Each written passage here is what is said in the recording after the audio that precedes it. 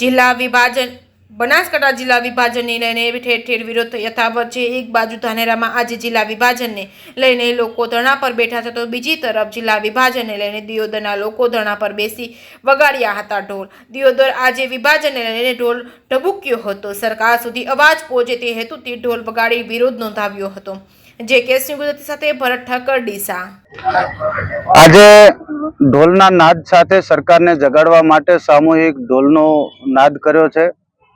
ગુજરાત સરકારને અમારી વર્ષો જૂની દાયકાઓથી માંગ હતી કે ઓગળ જિલ્લો જાહેર થાય, દિયોદર એનું વડું મથક રહે। આજુબાજુના તાલુકાઓની પણ માંગ છે કે જે દિયોદરને ઓગળ જિલ્લો આપવામાં આવે તો અમે રાજી છીએ।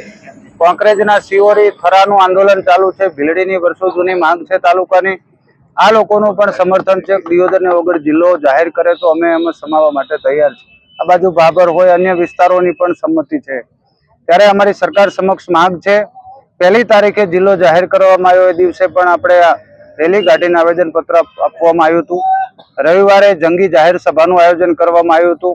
આમ સતત 6-7 દિવસથી અમારા ધરણા અને રેલીના કાર્યક્રમો ચાલુ છે। આજે સરકારે આજ સુધી અમારી વાત સાંભળી નથી, એટલા માટે સામૂહિક ઢોલનો નાદ કરવામાં આવ્યો છે। સામૂહિક ઢોલના નાદથી સરકારના કાને અવાજ પહોંચે, અમારી વાત સાંભળે અને દિયોદરને ઓગળ જિલ્લો જાહેર કરીને વડું મથક આપવામાં આવે એ માટેનો આજ સામૂહિક નાદ હતો।